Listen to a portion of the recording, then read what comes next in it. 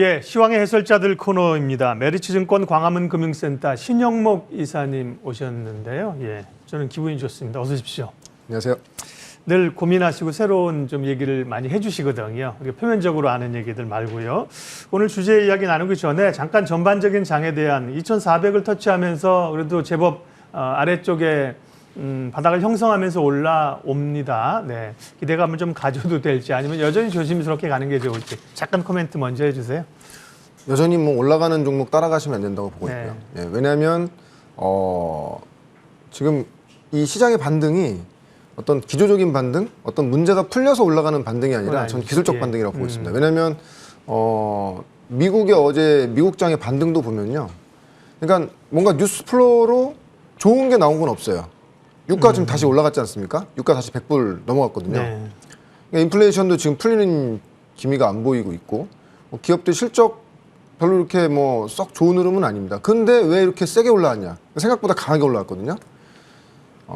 아시겠지만 이제 이 시장의 어떤 이런 큰 기관 중에 보면은 헤지 펀드들이 굉장히 많습니다. 미국에. 예. 당연히 롱숏, 지난주에도 롱숏 자세히 설명해 주셔서 너무 감사합니다만 네.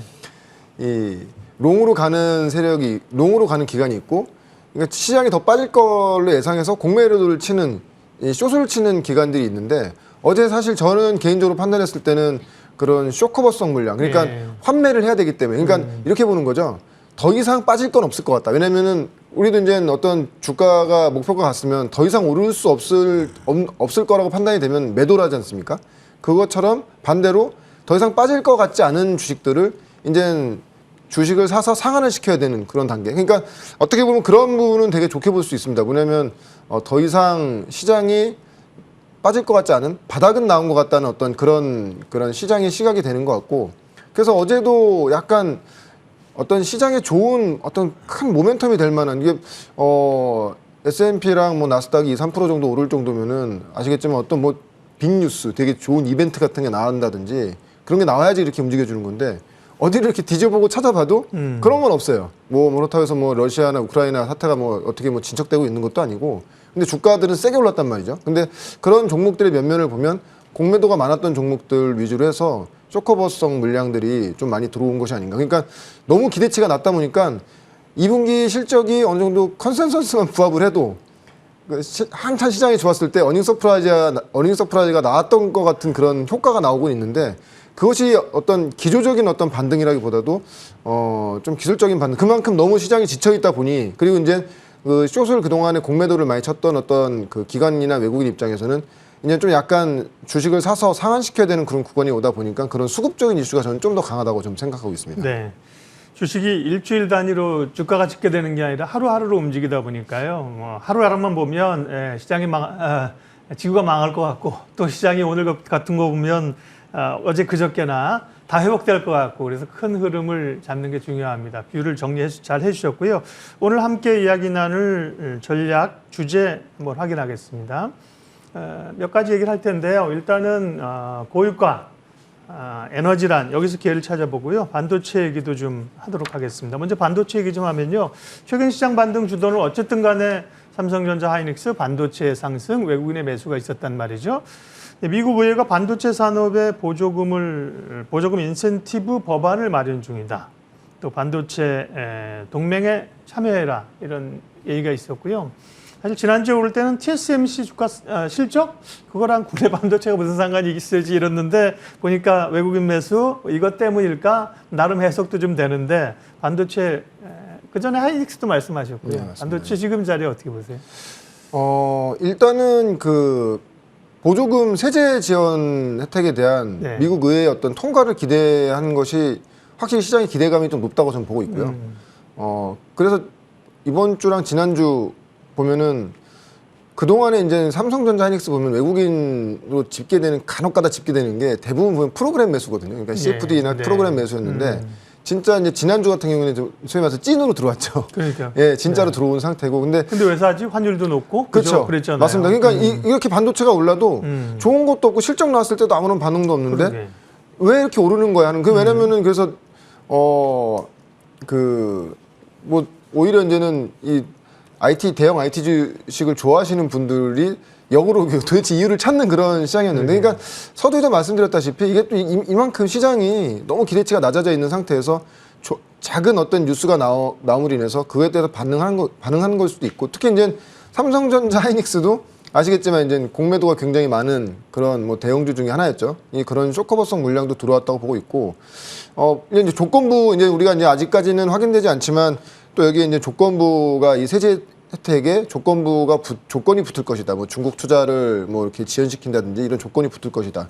라는 그런 얘기가 나오는데, 중요한 건 만약에 이것 때문에, 그러니까 우리가 실적이라든지 시장의 어떤 큰 흐름으로 봤을 때 어떤 주가가 상승할 만한 어떤 모멘텀이 지금 우리가 확인되지 않는 상태라고 한다면, 저는 이것도 기술적 반등과 수급적인 이슈가 크다고 보고 있고, 그렇다고 해서 여기서 그럼 따라가는 것이냐?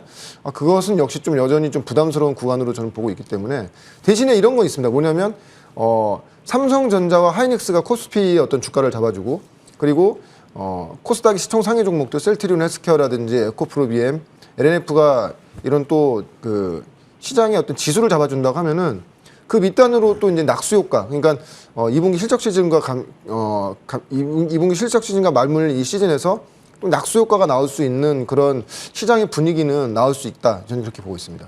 예. 어제는 애플의 긴축 경영 소식으로 LG노텍도 급락을 했고요. 사실 애플만의 문제겠습니까? 글로벌 빅테크 기업도 국내 대기업 다 마찬가지일 텐데, 그런 움직임에 따라서 투자자들은 어떻게 시장을 읽고 스탠스를 취해야 됩니까? 그러니까 결론적으로 저는 이렇게 생각해요. 뭐냐면 침체를 이제 모든 기업들이, 전방 산업에 있는 모든 기업들이 지금 다 예상을 하고 액션을 취하고 있잖아요. 근데 우리가 투자하는 우리 투자자 입장에서는 과연 이론적으로만 침체가 왔다 갈까? 그러니까 주가가 선반영된다고 하지만 내년도에 침체가 지금 주가에 다 반영돼서 올해 하반기쯤 가면은 이제 성장에 대한 기대감으로 과연 주가가 갈 수 있는가? 전 그렇게 생각하지 않고요. 전방 기업들이 이렇게 고용이나 이런 것들이 줄이게 되면 적어도 분기 한 2분기, 3분기 후에는 그런 것들이 분명히 우리 실생활로 좀 닥치게 된다. 그러면은 그런 막상 우리가 침체 구간에서 우리가 정말 이 주식시장에 접하는 이런 내용들과 미리 지금 주가가 선반영되는 것들을 봤을 때는 사실 우리는 지금 여전히 좀 보수적으로 접해야 된다. 그러니까 적어도 지금은 우리가 이 시장을 그래도 올해 하반기나 내년 초쯤에 좋은 시장을 좀 올 수도 있을 거라고 예상할 수 있는 가장 큰 전제 조건이 전쟁이 끝나야 된다거든요. 근데 지금 이게 지금 끝날 조짐이 안 보이기 때문에 그런 부분으로 본다고 하면은, 그러니까 우리가 너무 이 주가가 기술적인 반등은 분명히 나올 수 있는 구간입니다. 왜냐하면 뭐 인플레이션이라든지 어떤 뭐 전쟁의 확대 기대감 이런 것들이 주가에 다 반영된 상태이기 때문에, 그렇지만 여기서 기술적 반등이 나온다고 했을 때 과연 지금 뭐 전방에 있는 빅테크 기업들이 이렇게 줄이는 마당에, 고용을 침체를 준비하는 마당에 과연 이 기업들의 실적이, 전체적인 실적이 좋아질 수 있는 거를 봤을 때는 역시 좀 시장은 보수적으로 봐야 된다, 저는 그렇게 보고 있습니다. 네. 오늘 주제로 잡은 유가 이야기 하겠습니다. 바이든 대통령이 사우디를 갔다 왔고요. 그 얘기는 다 알고 있는 거고, 유가가 $90 떨어졌다가 다시 $100 오른 것도 알고 있고요. 유가를 포함해서 유가보다 사실 에너지 대란, 올겨울이 상당히 뭐 기후뿐만 아니라 유럽 쪽에서 에너지 대란이 있을 수 있다는 거잖아요. 에너지 관련해서 주목할 포인트나 전략 좀 알려주세요. 그러니까 뭐 시청하신 분들 다 아시겠지만 인플레이션 관련된 원자재 값은 피크를 친 건 맞다고 봅니다. 왜냐하면 결론적으로 침체가 오기 때문에 그냥 수요가 주는 거죠. 그냥 자연스럽게 뭔가 막 써야 되는 게 아니라 줄어드는 건 맞는데, 그렇다면 그 줄어드는 수준, 당연히 이제 피크에서 이제 줄어드는 수준이 지속적으로 줄어드느냐, 어느 단계에서 멈추면서 또 다시 긴장감을 유지하는 거를 봤을 때는, 사실 지금 이번에 우리가 바이든 대통령이 사우디 그 저기 뭐 왕자와 빈 살만과 이 정상회담을 할 때 기대감이 있었잖아요. 네. 증산에 대한 기대감이 있었는데 바로 회담 끝나자마자 바로 그냥 증산 계획 없다고 그냥. 네. 사실 뭐 사우디 입장에서 지금 이런저런 카드를 쓰는 것보단 가만히 있는 게 낫죠. 왜냐면 유가는 계속 올라가니까.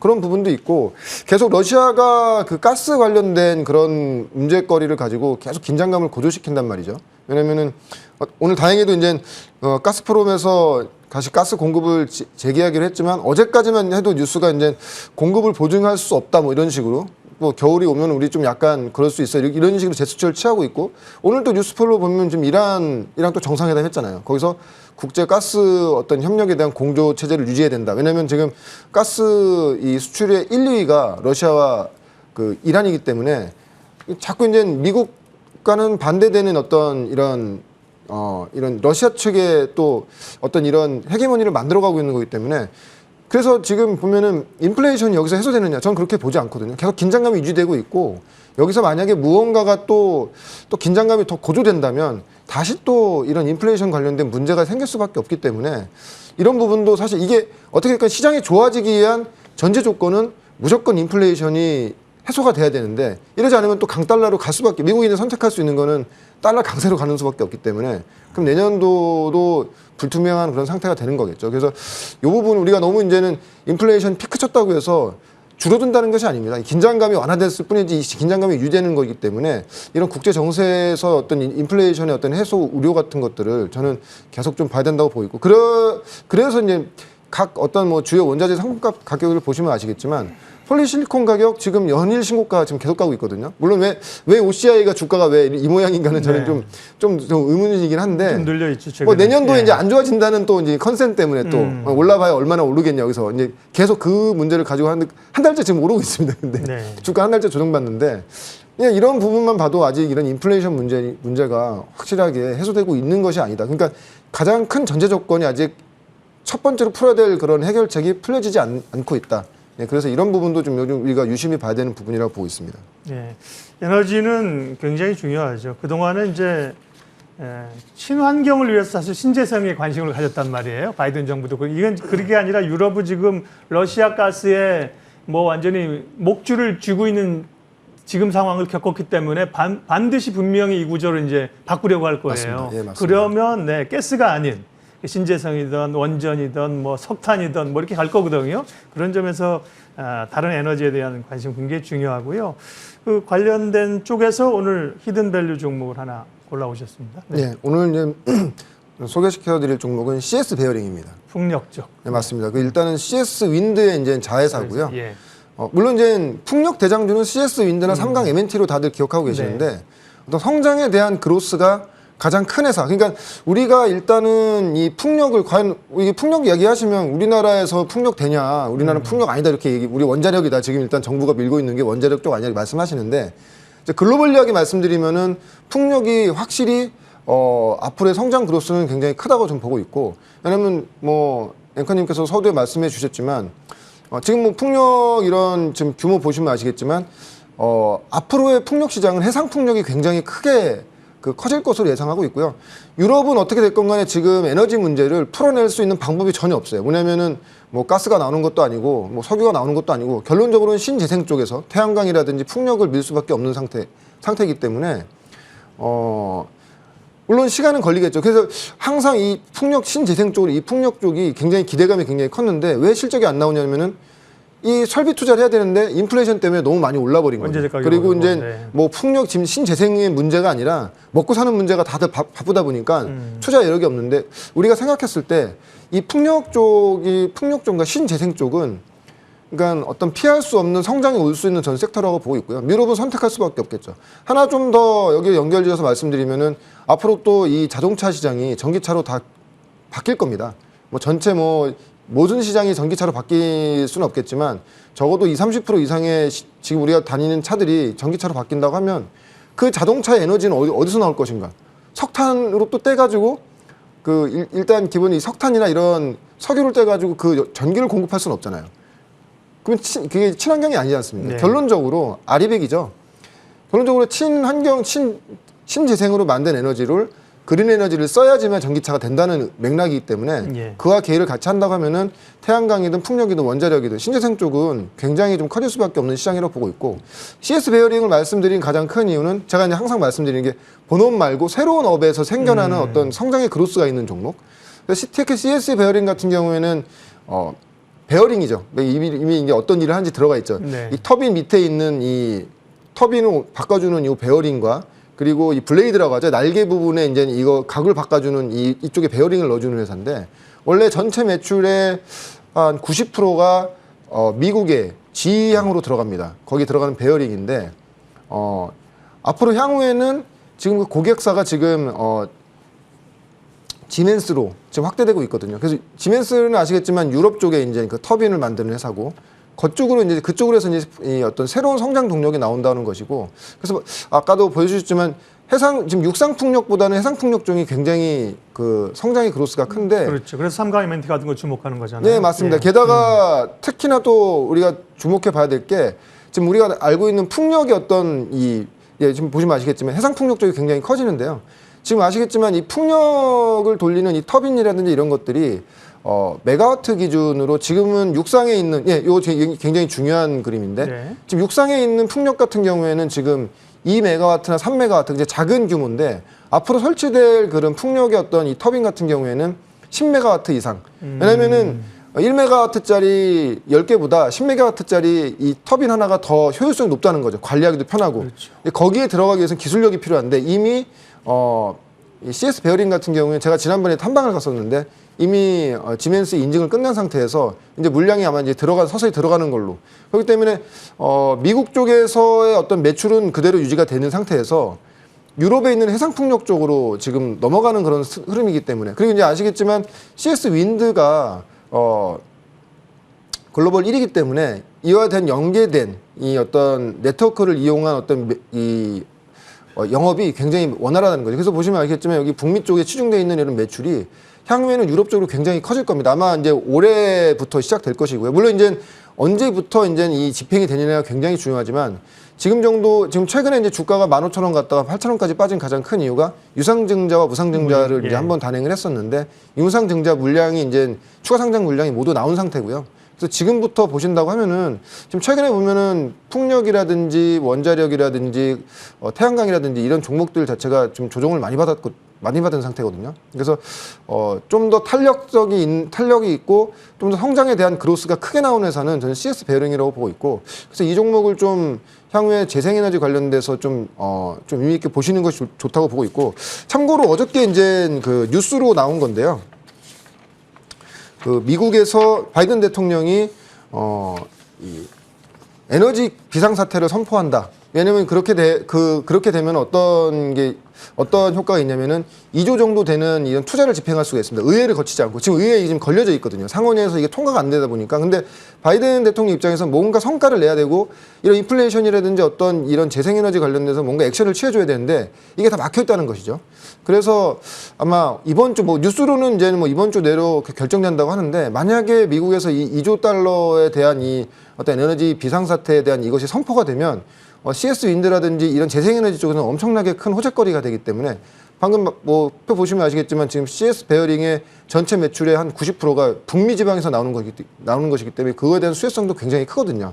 그래서 그런 부분으로 보신다고 하면은 전체 시장의 어떤 시장 올라가는 종목을 따라 사시는 것보다는 이미 수급적으로나 성장성으로나 봤을 때 좀 조정받고 이제 막 턴을 하고 있는 이런 네. 재생에너지 쪽 종목을 보시는 게 좋을 것 같다고 생각하고 있고. 스베어링은 근데 그동안 말씀하신 것처럼 시장에 요즘 무증 이슈가 테마가 강해가지고요. 네, 맞습니다. 무상증자 그것 때문에 주가 급등나겠습니다. 유증하고 무증한 거군요. 근데 그 변동성은 이제 조금 반영이 됐다고 볼 수가 있는 거고요. 이미 이제 지난주 7월 12일에 네. 무상증자 상장되면서 이제 그게 어느 정도 거의 다 소진됐다고 저는 많은 부분 소진됐다고 보고 있고요. 그래서 목표가는 12,000원, 손절가는 8,000원 정도 잡고 관심 있게 보시면 굉장히 좋을 것 같습니다. 현재 주가는 9,200원 수준입니다. 오늘 말씀하신 CS 베어링을 포함해서 풍력이나 태양광, 수소 얘기도 또 이번 주 나와요. 그래서 에너지 관련된 건 계속 주목해 볼 필요가 있겠습니다.